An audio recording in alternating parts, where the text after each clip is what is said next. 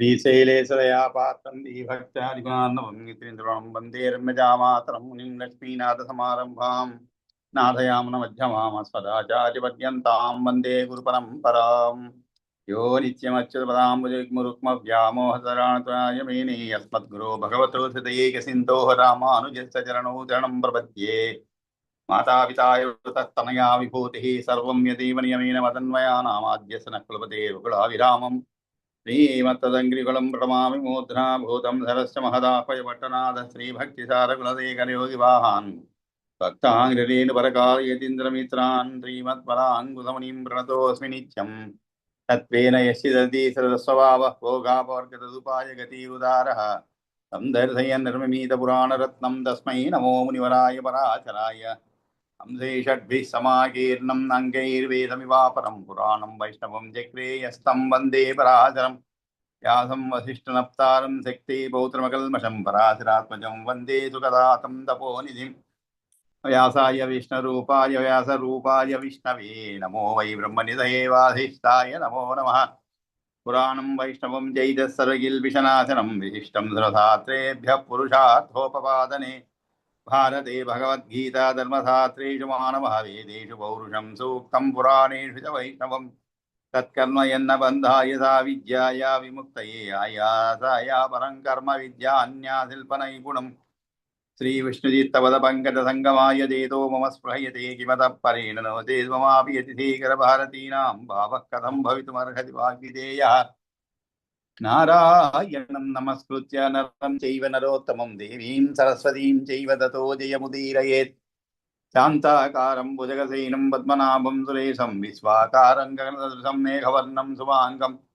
लक्ष्मीकान्तं कमलनयनं योगिहृद्यानगम्यं वन्दे विष्णुं भवभयहरं सर्वलोकैकनाथं सशङ्खचक्रं सकिरीटकुण्डलं सपीतवस्त्रं सरसीरुहेक्षणम् सहारवक्षस्थलशोभिकौस्तुभं नमामि విష్ణుం శిరసా చతుర్భుజం.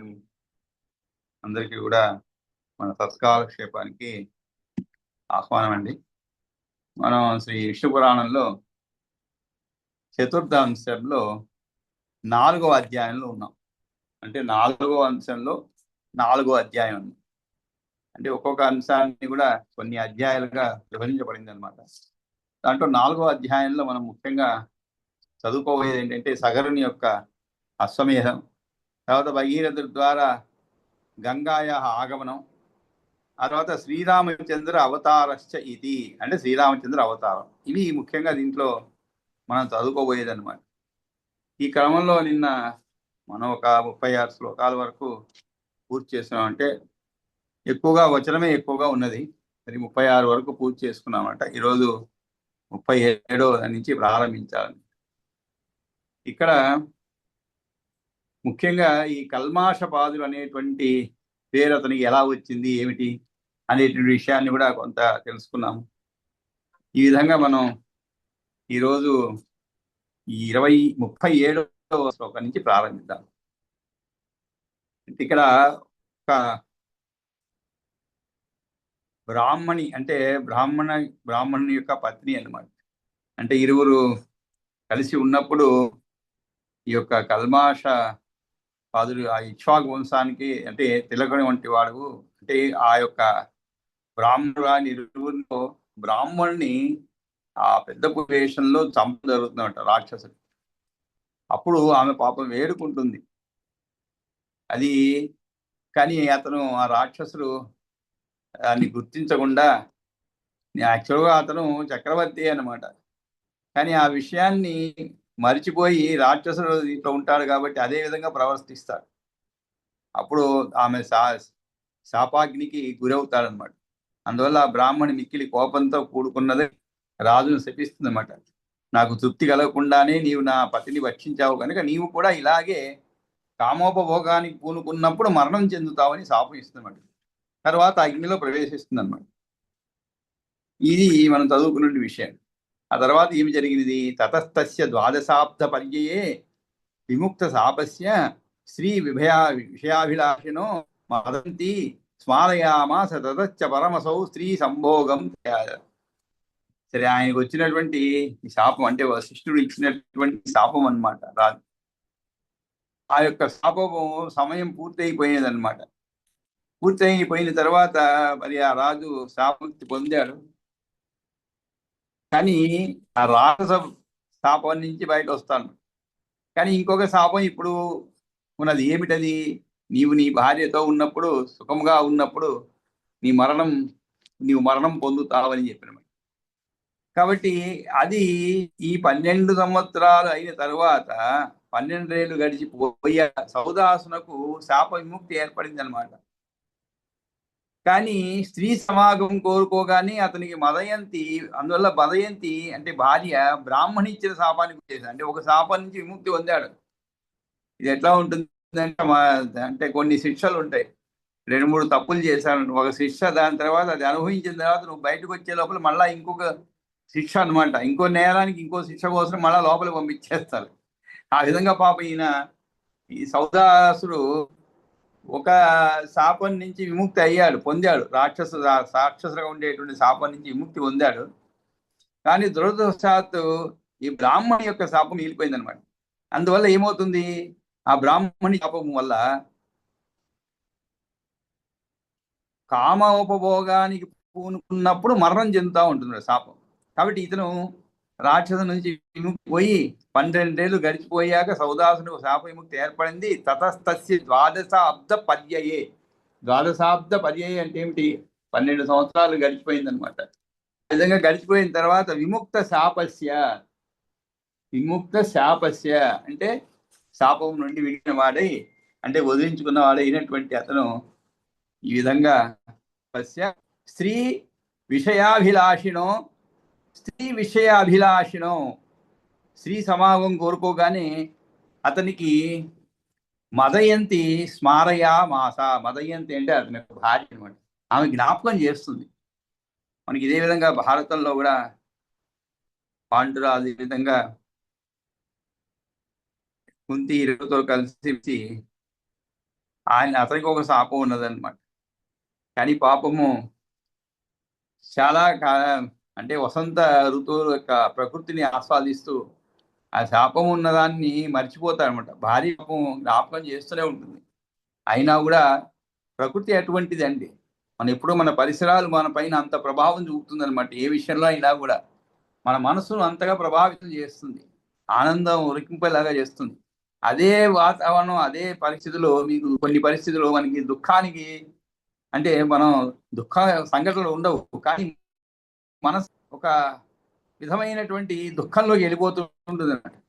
అందుకే మనము మామూలుగా ఎక్కువసేపు ఒక 4 గోడల మధ్యలో ఉన్నాం అనుకోండి. ఉదాహరణకి 4 గోడల మధ్యలోనే జీవితం గడిపేస్తాం, బయటికే పోలేదు. ఒక 2 రోజులు 3 రోజులు బాగానే ఉంటుంది.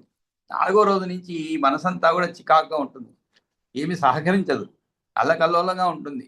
మళ్ళీ ఒక గంట 2 గంటలు అట్లా బయట పోయి వచ్చారనుకోండి, చాలా హాయిగా ఉంటుంది. అంత ప్రభావం చూపుతుంట. ఆ విధంగా అక్కడ కూడా పాండవం పొందుతారనమాట సమాగమం కోరి. ఇక్కడ కూడా ఈ రాజు కూడా ఆ విధంగా సమాగమం కోరుకోగానే మదయంతి బ్రాహ్మణి ఇచ్చిన శాపాన్ని గుర్తు చేస్తుంది. అటుపైన అతను ఏం చేస్తాడు? సంభోగ వాంఛను విడిచివేశాడు అనమాట. ఎందుకంటే ఈ పాండురాజుకి అటువంటి మరణము పైన ఆయనకి, అంటే అక్కడ మరణ భయాన్ని కూడా పక్కకు దోసేసింది అనమాట. కానీ ఇక్కడ రాజు మాత్రము స్త్రీ సంభోగ వాంఛను విడిచేశాడు. సరే ఎందుకులే, ఏదో హాయిగా బతుకుదాం అనుకొని అతనికి 12 ఏళ్ళ కాలం గడిచిపోయినాక శాపం నుండి విముక్తి కలిగింది. తన భార్యతో కూటమి కొరకు ప్రయత్నించినప్పుడు ఆమె దయంతి బ్రాహ్మణి శాపాన్ని జ్ఞాపకం చేస్తుంది అనమాట. చేసి ఆ విధంగా మిత్ర సహుడు స్త్రీ సంభోగాన్ని వదిలిపెట్టినాడు. ఆ తర్వాత ఏం జరిగింది? వశిష్ఠశ్చ, మరి సంతానం లేదు. సంతానం లేకపోతే ఏమవుతుందని మన వంశం ఎలా నిలబడుతుంది? అందులో మనలా సాధారణ వ్యక్తులు మనకు పర్వాలేదు, ఏమంటే మనకేం పెద్దగా రాజ్యాలు వేలేసంటూ వాళ్ళ అవసరం లేదు. మనకు ఉండేటువంటి, అందరికీ కాదండి, మనకు ఉండేటువంటి ఆస్తిపాసులు కాపాడవలసిన వాళ్ళు ఎవరో ఒకరు ఉంటారు. మనమే అంత చింతించిన అవసరం లేదు. కానీ మహారాజులు చక్రవర్తులకు అలా కాదు కదండి. తర్వాత పట్టాభిషేకం చేయాలి ఎవరికో ఒకరికి. మధ్యకాలంలో మనం పేపర్లు చదువుతుంటాం, టాటా కంపెనీ అధినేత అయినటువంటి రతన్ టాటా చనిపోయినప్పుడు పాప ఆయనకి పిల్లలు లేరు, సంతానం, వివాహమే లేదు. మరి తర్వాత ఎవరికి చెందుతుంది ఆయన సంపాదించిన ఆస్తి అంతా? అంటే తర్వాత ఎవరన్నా ఎన్నుకున్నారు, ఏదో చేశారు అనుకోండి, అది వేరే విషయం. తనకంటూ లేదన్నమాట. మనం అంతగా చింతించే అవసరం లేదు. కానీ మహారాజులు అలా కాదు. తర్వాత ఎవరు సింహాసనం అధిరోహించాలి అనేటువంటి సమస్యలు వస్తాయి. రాజుకే కాదు, ప్రజలకు కూడా వస్తుందండి. ప్రజలు కూడా దాని గురించి ఆలోచిస్తారనమాట. అయ్యో, మన రాజు తర్వాత మరి ఆయనలాగా మనం పరిపాలించే వాళ్ళు లేరు కదా. అంటే అంత రాజరికం కాబట్టి. ఈ రోజుల్లో అటువంటి సమస్యలు లేవు. ఈ రోజుల్లో అంత ప్రజాస్వామ్యాలు కాబట్టి వచ్చేవాళ్ళు వస్తుంటారు, పోయేవాళ్ళు పోతుంటారు. కానీ సంస్థలు అలాగే నిలిచి ఉంటాయి, ప్రభుత్వాలు నిలుస్తూ ఉంటాయి. కాకపోతే మంచో చెడో ఏదో ఒక రాజు వస్తాడు. రాజంటే ఏదో మంత్రి వస్తారు, ప్రధానమంత్రి వస్తారు, ముఖ్యమంత్రి వస్తారు. కానీ వాళ్ళ యొక్క పనితనంతో అందరినీ మెప్పించి ప్రజా సంక్షేమం కొరకు పాటుపడే వాళ్ళు వస్తారు. కొంతకాలం దానికి విరుద్ధంగా అటువంటి వాళ్ళు వస్తారు. కాకపోతే మన అదృష్టం సంవత్సరాలు మనం మార్చుకునేటువంటి సౌకర్యం ఉంది అన్నమాట. కాబట్టి అతన్ని వద్దు అనుకుంటే ప్రజల చైతన్యంతో మార్చుకోవచ్చు. సరే, ఈ విధంగా సంతానం లేని రాజపుత్రులు కావాలని కోరగా వశిష్ఠ అపుత్రిణ రాజ్ఞ పుత్రార్థం అభ్యర్థితో మదయంత్యాం గర్భాధానం చకార. మళ్ళా మహాభారతం విషయాలండి ఇవన్నీ కూడా. మహాభారతంలో ఇలా జరుగుతుందన్నమాట. కాబట్టి ఆ విధంగా మదయంత్యాం గర్భాధానం చకార, మదయంతికి గర్భధానం కలిగించాడు ఆయన. అప్పుడు యదాచ సప్తవర్షాణి అసౌ గర్భో నజగ్నే మాత్రం కలిగింది. కానీ ఇంకా ఏళ్ళు గతించినా కూడా 7 ఏండ్లు, అది కూడా సప్తవర్షాన్ని గతించినా కూడా బిడ్డ జన్మించకపోయేసరికి, మామూలుగా మనకి 9 నెలలు అయితే బిడ్డ కలగాలి. కానీ ఇక్కడ 7 ఏండ్లు గతించిన బిడ్డ జన్మించకపోయేసరికి ఆ రాణి రాతితో ఏం చేసింది పాపం, గర్భాన్ని కొట్టింది. మనకి గాంధారి లాగానే అనమాట. కొంచెం అదే సిమిలారిటీస్ అనమాట ఇవన్నీ కూడా. తతస్థం గర్భం అశ్మన, తం గర్భం అశ్మన కొట్టింది అన్నమాట జఘాన అంటే. అప్పుడు ఏం జరిగింది? పుత్రశ్చ అజాయత, ఆ గర్భ విచ్ఛేదమై కొడుకు పుట్టాడు. అదృష్టం, పిండం ఏం అవ్వలేదు, పిండం ముక్కలైపోలేదు, 100 ముక్కలు అవ్వలేదు. అదృష్టవశాత్తు పుత్రుడు జన్మించాడనమాట. అందుకని అతని పేరే అశ్మతారణం వల్ల పుట్టాడు. అంటే పుత్రశ్చ జాయత తస్య అశ్మక ఈవ నామ అభవత్, అంటే రాయితో కొట్టినందున పుట్టినాడు కాబట్టి అతని పేరు కూడా అతనికి అశ్మకుడు అనే పేరు వచ్చింది అనమాట. అశ్మకుడు అనేటువంటి పేరు వచ్చింది. ఆ అశ్మకునకు మూలకుడనే కొడుకు కలిగాడు. తస్య అశ్మక ఈవ నామ అభవత్, అశ్మకస్య మూలకో నామ పుత్రో అభవత్, మూలకుడు అనేటువంటి పుత్రుడు కలిగాడు అనమాట. యో అసౌ నిక్షత్రే యస్మిన్ క్షమాతలే క్రియమాణే స్త్రీభిః వివస్త్రాభిః పరివార్యక్షితః. అప్పుడు పరశురాముడు, మనందరికీ తెలుసు, ఈ భూమండలంలో క్షత్రియులు లేకుండా చేసే సమయంలో స్త్రీలు ఏం చేయాలి పాపం, ఇతరుని రక్షించాలని వివస్త్రలై చుట్టూ నిలిచి కాపాడారన్నమాట. అశ్మకస్య మూలకో నామ పుత్రో అభవత్ యో అసౌ నిక్షత్రే యస్మిన్. నిక్షత్రే అంటే ఏమిటి? నిహ్ అంటే లేనటువంటిగా, అటువంటిగా చేసేటువంటి ష్మాతలే భూమి పైన క్రియమానే స్త్రీభిః వివస్త్రాభిః పరివార్య రక్షితః. ఆ చుట్టూ నిలబడి అతను రక్షించారు. అందుకని అతని పేరేమొచ్చిందో తెలుసా? నారీ కవచం ఉదాహరంతి. నారీ కవచం ఉదాహరంతి అంటే అందుకని అతని పేరు ఇంకో పేరుగా పెట్టారు. ఏమిటి? నారీ కవచం. ఎందుకంటే స్త్రీల చేత రక్షించబడ్డాడు చుట్టూ నిలబడి, కాబట్టి అతని నారీ కవచం అని పలకటం జరిగింది. మూలకుని వల్ల, ఇతని వల్ల దశరథుడు, అతని వల్ల ఇలవలుడు, మూలక దశరథ, తస్మాత్ ఇలవిల, తతశ్చ విశ్వదహుడు, అతని వల్ల తస్మాచ్చ ఖట్వాంగో అంటే దిలీపుడు అనబడే ఖట్వాంగుడు కలిగారనమాట. కాబట్టి ఈ విధంగా అడ్డులేని పోగొట్టు కలిగిన దేవతల యొక్క విమానంతో లఘుమ గుణ అంటే మిక్కిలి వేగంతో పోయేవాడై మర్త్యలోకానికి చేరి బ్రాహ్మణ వీరత్వం మొదలు ధర్మంతో కోరుతూ సమాధి ఎందు ఏకాగ్రత ప్రయత్నించుండెను అని చెప్తున్నాడు. పుత్రిన కానీ తతస్య ద్వాదశాబ్ద పర్యే, పిమ్మట అతని 12 కాలం గడిచిపోయినాక శాపం నుండి ముక్తి కలిగింది. తన భార్యతో కూటమి కోరు ప్రయత్నించినప్పుడు అదన్నీ చదువుకున్నాము. కొడుకులు లేని రాజు చేత ప్రార్థింపబడినటువంటి వాడై వశిష్ఠుడు మదయంతి యందు గర్భం ఉంచినాడు.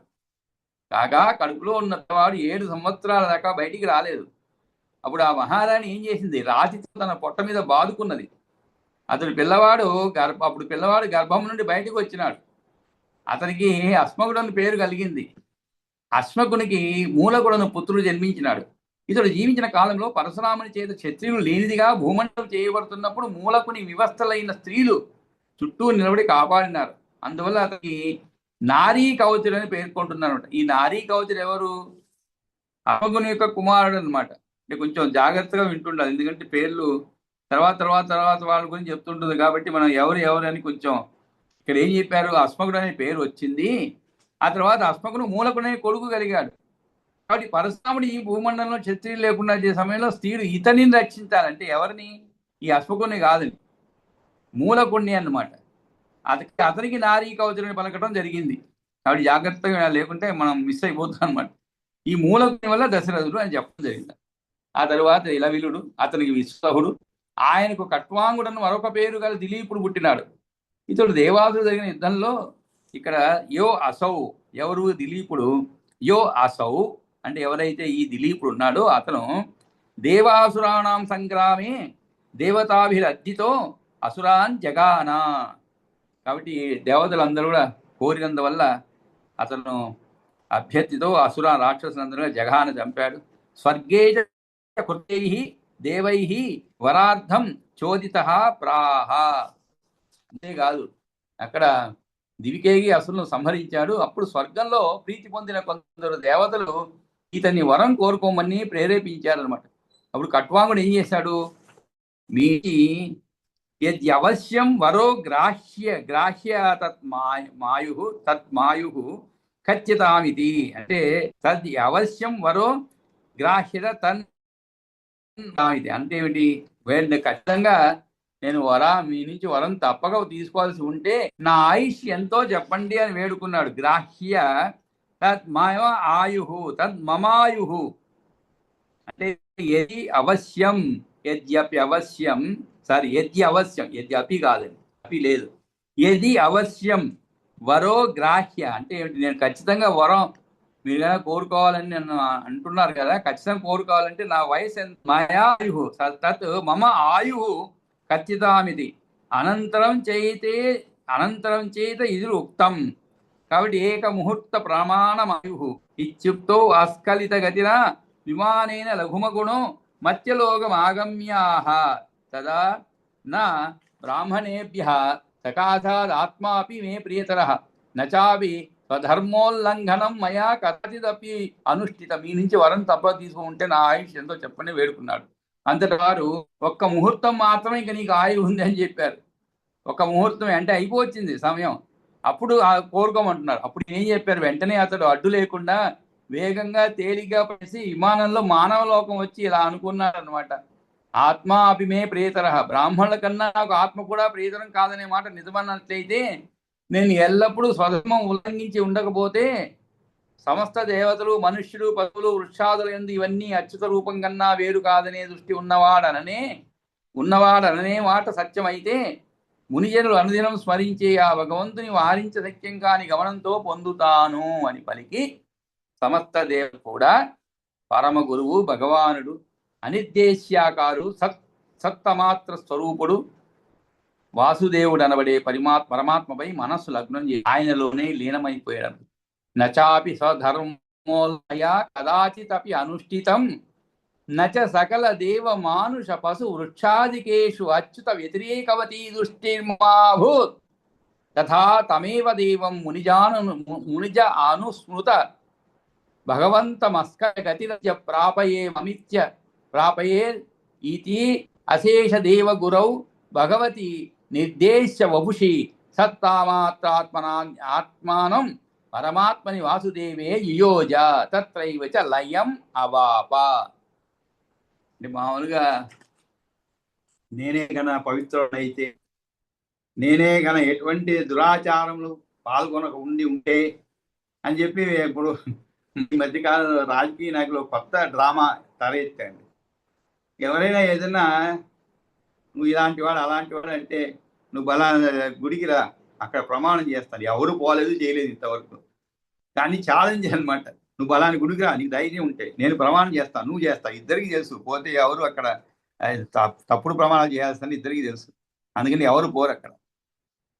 కాబట్టి ఆ విధంగా దిలీపుడు ఏం చెప్పాడు, బ్రాహ్మణ కన్నా నాకు ఆత్మ కూడా ప్రీతం కాదనే మాట నిజమైనట్లయితే అంటే ఏమిటి, నేను ఆ విధంగా ఉంటే సకల దేవమానుష పశు వృక్షాది, అంతేకాదు నేను ఎల్లప్పుడూ స్వధర్మం ఉల్లంఘించి ఉండకపోతే, ఇక్కడ విమానేన లఘుమగుణో మర్త్యలోకం ఆగమ్యాహ, ఆహ అంటే చెప్పాడు ఏమని, యథా నా బ్రాహ్మణేభ్య సకాశాద్ ఆత్మాపి మే ప్రియతర, అంటే బ్రాహ్మణ ఉండటం కంటే కూడా నాకు ప్రియతరం అనేది కూడా ప్రియతరం కాదనే మాట నిజమైనట్లయితే, అంతేకాదు నచ అపి స్వధర్మ ఉల్లంఘనం మయాచితపి అనుష్ఠితం, అంతేకాదు నేను ఎల్లప్పుడూ స్వధర్మం ఉల్లంఘించి ఉండకపోతే, మనం ఎవరైనా చేయగలుగుతామండి ఇటువంటి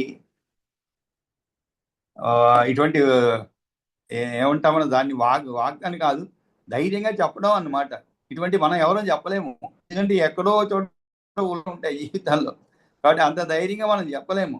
కానీ ఈయన చెప్తున్నాడు, నేను ఎల్లప్పుడూ స్వధర్మం ఉల్లంఘించి ఉండకపోతే సమస్త దేవతలు, అంతేకాదు సకల దేవ మానుష పశు వృక్షాదికి అచ్యుత వ్యతిరేకవతి దృష్టి మమ అభూత్, ఎప్పుడు కూడా సమస్త దేవతలు, మనుష్యులు, పశువులు, వృక్షాదులైనది ఇవన్నీ కూడా అచ్యుత స్వరూపం కన్నా వేరు కాదనే దృష్టి ఉన్నవాడన మాట సత్యమైతే, అంటే ఏమిటి, అన్నిటిలో కూడా అచ్యుతున్నే నేను చూశాను, ఎప్పుడు కూడా వాటికి వ్యతిరేకంగా ఉండలేదు అనేటువంటి మాట నిజమైతే, మునిజనులు అనుదినం స్మరించే తథా సదైవం మునిజన అనుసృత భగవంతం అస్కలిత గతిరజ్య ప్రాపయేమమిత్య అశేష దేవ గురవు, అంతేకాదు అనుదినం స్మరించేటువంటి మునిజనులు అనుదినం స్మరించే ఆ భగవంతుని వారించదక్యం కాని గమనంతో పొందుతాను అంటే ఏమిటి, ఒకవేళ కర్మగాలి మామూలు పతివ్రతలు ఇలాగే చెప్తుందా,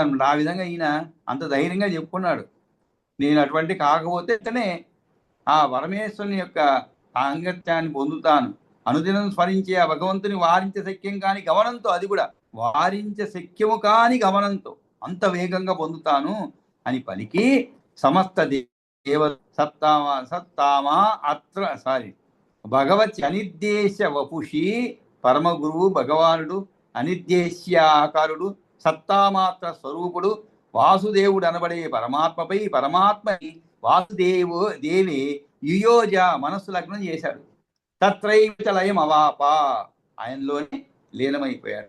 తత్రాపి శ్రూయతే శ్లోకో గీతస్తప్తర్షిభిః పురా, కట్వాంగేన సమో నాన్య కచ్చిదుర్వ్యాం భవిష్యతి, ఏన స్వర్గాదిహాగత్య ముహూర్తం ప్రాప్య జీవితం, త్రయోవతి సంహితాలోకా బుద్ధ్యా దానేన చైవహి. ఈ సందర్భంలో కూడా సప్తఋషి గానం చేయబడ్డ ఒక శ్లోకం వినవస్తున్నది. తత్రాపి శ్రూయతే శ్లోకో గీత సప్తర్షిభిః పురా, ఒక శ్లోకం వినవస్తుంది. అది ఎవరి చేత, సప్తఋషి గానం చేయబడ్డ శ్లోకం ఏమిటది, కట్వాంగేన సమోన కచ్చి దుర్వ్యాం భవిష్యతి, కట్వాంగితో సమానమైన వాడు ఈ భూమి యందు మరొక్కడు ఎవడు ఉండడు, కశ్చిద్ ఉర్వ్యాం భవిష్యతి నా నా అన్య, నా అన్య అంటే వేరెవడు కూడా ఉండడు, ఏన ఎవరి చేతనైతే స్వర్గాదిహ ఆగత్య, స్వర్గం నుండి ఇక్కడికి వచ్చి ముహూర్తం ప్రాప్య జీవితం, అది కూడా ఎలా వచ్చాడు, ముహూర్తకాల ఆయువు మాత్రమే ఉండగా దివి నుండి భూమికి చేరి జ్ఞానబుద్ధితో త్రయో అతి సంహితాలోక, జ్ఞానబుద్ధితో ముల్లోకాలు దాటిపోయాడు కదా, త్రయో అతి సంహితాలోక బుద్ధ్యా దానేన చైవహి, ఈ విధంగా ముల్లోకాలు భూమికి చేరి జ్ఞానబుద్ధితో ముల్లోకాలు దాటిపోయాడు కదా అని మైత్రేయ ఆ ఖడ్వాంగుడు స్తుతించబడ్డాడని పరాశుడు ఇంకా కూడా ఇలా చెప్తున్నాడు అనమాట. కాబట్టి ఈ విధంగా అపుత్రిణ అంటే కొడుకులు లేని రాజు చేత రాజు దిలీపుడు అసలు దేవాసులు యుద్ధంలో దేవతలతో ప్రార్థింపబడి అసులను చంపినాడు. అప్పుడు తమకు ప్రీతిని కలిగించేందుకు నిర్జరులు వరమును కోరుకోమన్నారు. అప్పుడు ఇట్లా అన్నారు, ఒకవేళ నేను వరము కోరుకోవడమే తప్పనిసరి అయినట్లయితే నా ఆయుష్యం ఇంకా ఎంతకాలం మిగిలి ఉన్నదో తెలుపండి అన్నాడు. అప్పుడు వారేం చేశారు, ఇంకా నీకు ఒక ముహూర్త కాలం మాత్రమే ఆయువు మిగిలిందని చెప్పారు, ఆయువు మిగిలిందని చెప్పారు. వెంటనే ఏం చేశాడు కట్వాంగుడు అంటే దిలీపుడు. కట్వాంగుడు ఒడిదుడుకులు లేని ఎక్కిలి వేగంతో ప్రయాణించే దేవతల విమానాన్ని ఎక్కి మత్స్యలోకానికి వచ్చాడు. వచ్చి ఇక్కడ ఈ విధంగా ప్రతిజ్ఞ చేశాడు. ఏమని? నాకు బ్రాహ్మణ సాన్నిధ్యం కంటే వేరుగా మరేది ప్రేతరము కాదో, ఒకానొకప్పుడైనా నేను నా ధర్మాన్ని ఉల్లంఘించిన వారిని కానో, నాలో సకల దేవతలు, మనుష్యులు, పశువులు, పక్షులు, చెట్లు, చేమల యందును అచ్యుతుడు నారాయణుడు ఈ రూపంలో ఉన్నాడు. ఈయన కన్నా మరొకడు వీటిలో లేడు అనే బుద్ధి తప్ప మరొకటి లేకుండా ఉండిందో, అట్లా అయితే ఆ దేవుడిని మునిజనులతో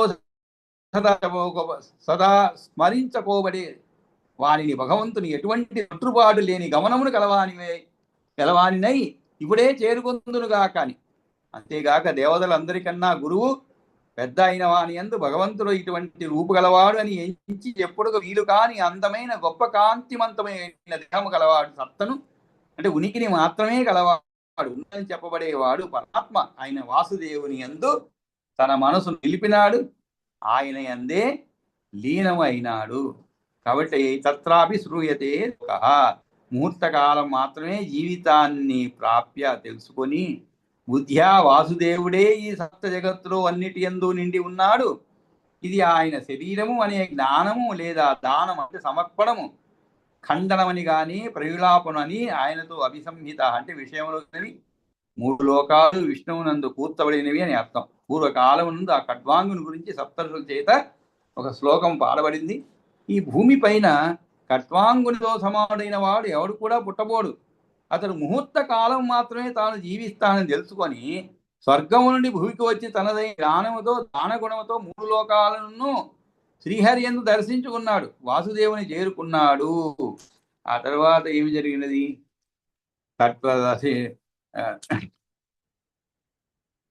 కట్టికబాహు ఖట్వాంగుని వల్ల ఖట్వాంగతో దీర్ఘబాహు పుత్రో అభవత్.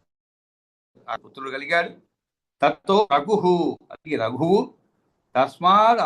తస్మాదప్యజహాత్ అపి అజహ. ఆ రఘువుకు అజాత్ దశరథ, అదుని వల్ల దశరథుడు జన్మించారు. దశరథస్యాపి శ్రీ భగవాజనాభో జగస్థిత్యర్థం ఆత్మా అంశేన రామలక్ష్మణ భరత శత్రుఘ్న రూపేణ చతుర్థా పుత్రత్వయం ఆయాసీత్. ఇక్కడ ఖడ్వాంగతో దీర్ఘబాహు అంటే ఖడ్వాంగుని వల్ల దీర్ఘబాహు అనే పుత్రులు కలిగాడు. అతనికి తతో రఘు, అతనికి రఘు. తస్మాదపి అజహ అంటే రఘువుకు అజుడు. అజాత్ దశరథ, అజుని వల్ల దశరథుడు జన్మించాడు.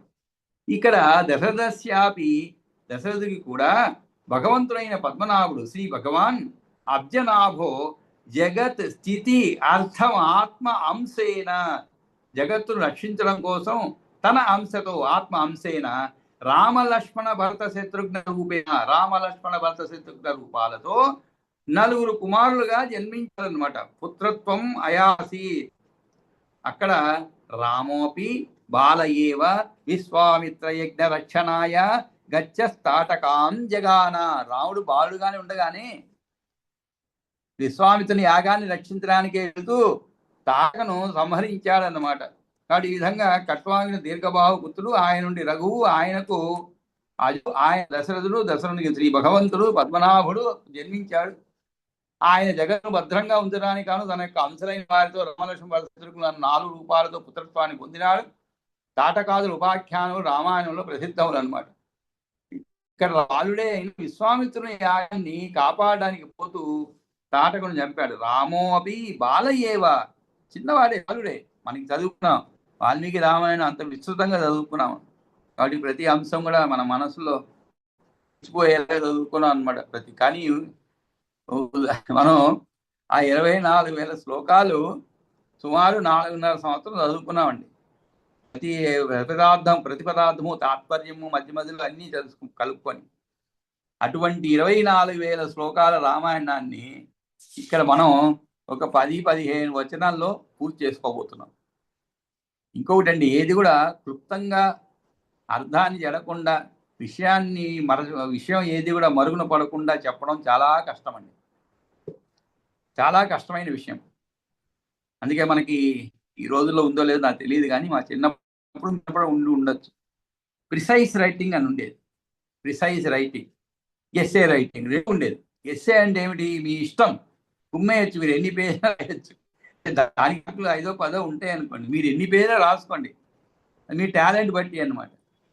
ప్రిసైజ్ రైటింగ్ అంటే ఏమిటి? వాడు ఇస్తాడు ఒక 5 6 పేరా అనమాట. ఇది దాన్ని బాగా చదువుకొని అర్థం చేసుకొని, ఆ అర్థం చేయకుండా తక్కువ చేసి రాయాలి, ప్రిసైజ్గా చెప్పాలన్నమాట విషయాన్ని. అది గొప్ప అనమాట, దానికి మార్కులు ఉండేవి. కానీ ఈ రోజుల్లో అటు ఎస్ఏ రాసేవాళ్ళు లేరండి, దురదృష్టం, చాలా దురదృష్టం ఒక విధంగా చూస్తే. అంతా ఆబ్జెక్టివ్. ఎవరు కూడా ఒక 2 నిమిషాలు, ఇంజనీరింగ్ చదివిన వాడు 2 నిమిషాలు పేపర్ పైన పేనా పెట్టి రాయలేడు ఒక విషయం గురించి.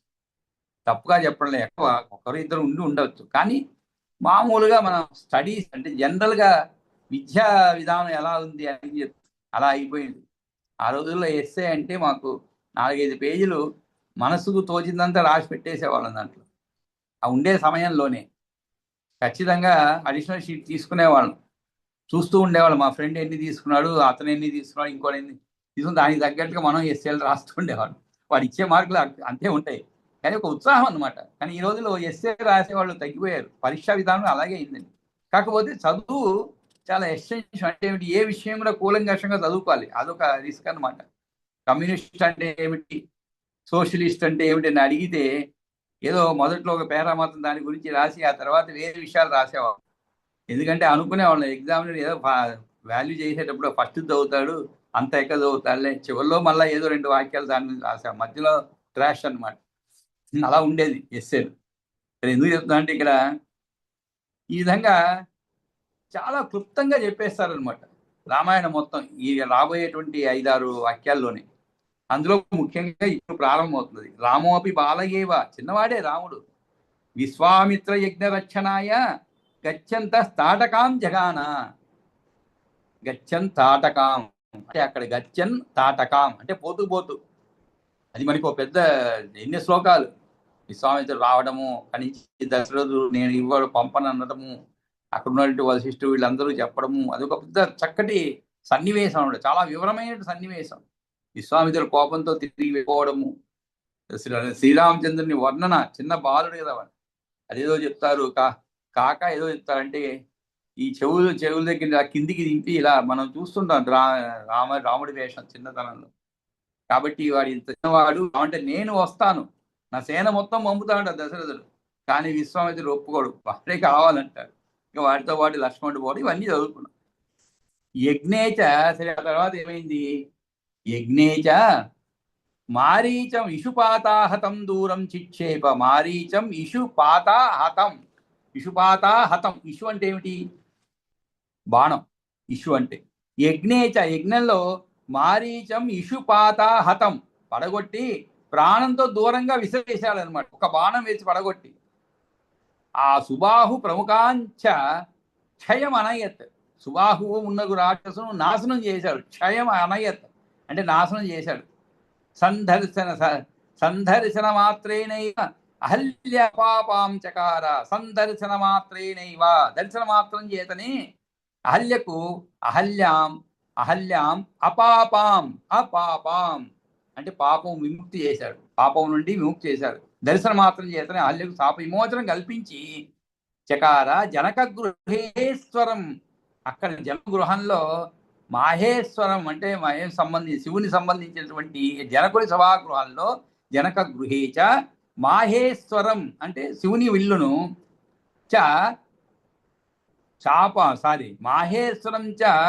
మాహేశ్వరం మాహేశ్వర చాపం అనాయాసేనైవ. మనం చదువుకున్నాం ఎలా అనాయాసంగా అంటే లీలగా, ఏదిలో మనం విరక్కొట్టడం ఒకటి అండి, అది అతిలీలగా విరక్కొట్టడం అంటే ఎగ్జామ్ రాసి ఫస్ట్ క్లాస్ రావడం ఒకటి, కష్టపడి చదవకుండా అలా రోజు పాఠాలు విని ఏకసంతాగ్రాహిలాగా రాయటం, మార్కులు రావటం, అది ఒక సునాయాసంగా అనమాట. ఆ విధంగా శ్రీరాముడు కూడా శివుని విల్లును ఏ శ్రమ పొందకుండా లీలగా విరిచాడు. చాపం అనాయాసైన భవంచ విరిచాడు అనమాట. సీతాంచ అయోనిజాం, అయోనిజ అయిన జనకరాజతనయాం వీర్య శుల్కాం లేవే. వీర్య శుల్కాం అంటే వీర్య శుల్కగా నిర్ణయించబడిన సీతను వివాహం ఆడాడు. వీర్య శుల్కం అంటే ఏమిటి? ఎవరైతే వీరుడని నిరూపించుకున్నాడో అతనికి శుల్కం అంటే చెల్లించడం, అంటే అతనికి ఇవ్వడం, కన్యాదానం చేయడం. ఎవరైతే వీరుడుగా నిరూపించుకున్నాడో అతనికి ఇవ్వడం అంట. అందుకనే ఇది కన్యాశుల్కముగా నిర్ణయించబడినట్టు ఇతరం. ఇక్కడ ఎవరు డబ్బు కాదండి, డబ్బు కాదు, లేదు 2 కేజీలు బంగారం కాదు, రాజ్యాలు కాదు, ఏమీ కాదు, సీతనే అన్నమాట. వీర్యశుల్కంగా సీతనే ఇచ్చారు. అటువంటి జనకరాజు కుమార్తెకు వీర్యశుల్కగా నిర్ణయించబడిన సీతను వివాహం ఆడాడనమాట. యజ్ఞేచ మారీచ విషుపాతా హతం దూరం చిక్షేప సుబాహు ప్రముఖాంచయం అనయత్ సందర్శన మాత్రేనైవ అహల్యామపాపం చకార. అపాపం చకార, అపాపం కాదండి, అపాపం అంటే పుంలింగం, అపాపాం అంటే స్త్రీలింగం, దీర్ఘం. చకార జనక గృహే చ మాహేశ్వరం చాపమనాయాసేనైవ అనాయాసేనైవ బభంజ, అనాయాసేనైవ బభంజ సీతాం చ యోనిజాం జనకరాజతనయాం వీర్యశుల్కాం లేభే. పొందాడనమాట. ఆ తర్వాత ఏం జరిగింది మరి? సకల క్షత్రక్షయకారిణమశేష హైహైకులకేత భూకేతు భూతం చ పరశురామం అపాత్య వీర్య బలావంచకార. సమస్త క్షణానికి కారకుడైన సకల క్షత్ర క్షయకారిణం అశేష హైహయ కుల కేతుభూతం. హైహయ కుల కేతుభూతం. హైహయ వంశానికి అంతటికి కేతు అంటే తోక చుక్క, అంటే కేతుగ్రహం వంటి వాడైనటువంటి పరశురాముని వీర్య బల గర్వాన్నంతా పూర్తిగా తొలగించి వేశాడనమాట. పరశురామం అపాస్త వీర్య బలావలేపనం చకార. వీర్య బల అవలేపం చకార అంటే ఆయన బలాన్ని, వీర్య బల గర్వాన్నంతా కూడా, గర్వాన్ని తీసేయండి, బలాన్ని కాదండి. ఆయన గర్వం అంటే ఏదైతే గర్వం ఉందో, నేను అంతటి వాడిని ఇంతటి వాడిని, ఆ గర్వాన్ని తీసేశారు, అంతేగాని ఆయన ఏం చేయలేదు పాపం. కాబట్టి విధంగా సకల క్షత్రియును క్షయము చేసిన వాడు, హైహయ వంశమును అంతటికి ధూమకేతు తోకచుక్క వంటి వాడు ఆయన పరశురాముని తన వీర్యము బలము వలన పుట్టిన గర్వము లేని వానిగా చేశాడు. కేతుభూతం అంటే నశింపజేసిన వాడు. వీర్యం ప్రభావము, బలము, శక్తి. అపాస్తము అంటే తొలగించబడినది. వీర్య బలముల కారణంగా ఏర్పడిన అవలేపం అంటే మదము. అవలేపం, మదము ఎవనికి కలదో అతడు అపాస్త వీర్య బలావలేపుడు. తం అతని కాబట్టి ఆ విధంగా అతని యొక్క బలాన్ని, బలం వల్ల ఉండేటువంటి గర్వాన్ని పూర్తిగా తొలగించి వేశాడు. ఆ తర్వాత ఏం చేశాడు ఆయన పాపం మనకి తెలుసు, వనాలకి వెళ్ళిపోయాడు పాపం. కాబట్టి అరణ్యానికి వెళ్ళాడు. పితృవచనాచ అగణిత రాజ్యాభిలాషి భ్రాతృభార్య సమన్వితో వనం వివేశ అంటే ప్రవేశించాడు. తండ్రిని గౌరవించి పితృవచనాచ అగణిత రాజ్యాభిలాషి, రాజ్యమునందు కోరికను లెక్క చేయకుండా, అగణిత అంటే లెక్క లేదు, ఇదేం రాజ్యం, పితృవాక్య పరిపాలన. ఆయన చెప్పాడు వెళ్ళాలి అంతే, రాజ్యానికి ఏమున్నది, అవసరం లేదు, తృణీకరించాడు అనమాట. రాజ్యమునందు కోరికను లేకుండా భ్రాతృభార్య సమన్వితో తమ్మునితోనూ భార్యతోనూ కూడుకున్నవాడై, అన్వితం అంటే కూడుకున్నవాడై వనం వివేశ, అడవిలో ప్రవేశించాడు అనమాట. లెక్క చేయబడది అంటే రాజ్యముపై అభిలాష, కోరిక, అభిలషింపబడే రాజ్యము ఎవరి చేతనో అతడు అగమిత రాజ్యాభిలాషుడు. భార్యాభ్యాం, లక్ష్మణుడు సీతలతో కూడుకున్నవాడై అరణ్యానికి వెళ్ళాడు అనమాట. అక్కడేం చేశాడు? విరాధకర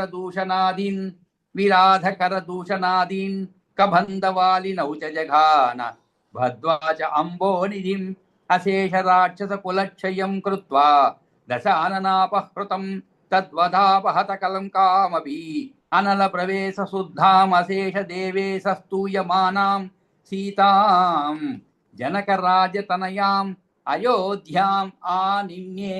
చూడండి, ఈ 3 వాక్యాల్లో అయిపోయింది మొత్తం. ఆయన అరణ్యవాసం అంతా కూడా అయిపోయిందండి. ఏమిటి? విరాధకర దూషణాదీన్